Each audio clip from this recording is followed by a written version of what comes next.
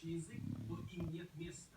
Давно известно, еще в конце 19 века умные люди говорили, и мне верили почему-то, что украинский проект – это исключительно имеет один смысл – антироссийский. Никакого другого смысла в нем нет.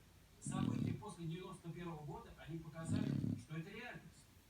Практикой доказала, что Украина в нынешнем виде, она неизбежно начинает превращаться в антироссию. Чтобы этого не произошло, мы должны вновь воссоединиться. Это единственный вариант спасения ситуации. Либо более затянутый процесс, это Минск, выполнение его, при котором Украина становится с большим трудом нейтральным государством и балансирует между воссоединением и превращением в антироссию.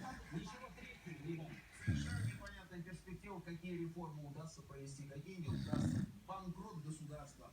Что это такое? Саботирование выполнения Минска-2, невозможность там внесения Порошенко этих изменений в Конституцию, там, что Рада не проголосует. К чему все это? Ну, к чему это все? Я бы сказал, что здесь есть 4 основных момента, как остановиться. Момент первый. Когда мы обсуждаем, кто может стать новым спикером или новым премьер-министром, будет ли это Гройсман или будет ли это даже Саакашвили, мы должны понимать, что это не изменит политику Украины в целом и, по крайней мере, политику в отношении России, то есть антироссийскую политику. И в этом смысле мы должны понимать, Даша, гулять пойдем? которые сейчас существуют, А сыр? или те какие-то политические скандалы, на самом деле они существуют внутри.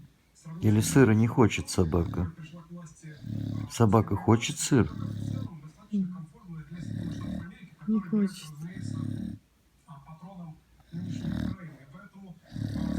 Тебе, наверное, камера не нравится? Ну, спи.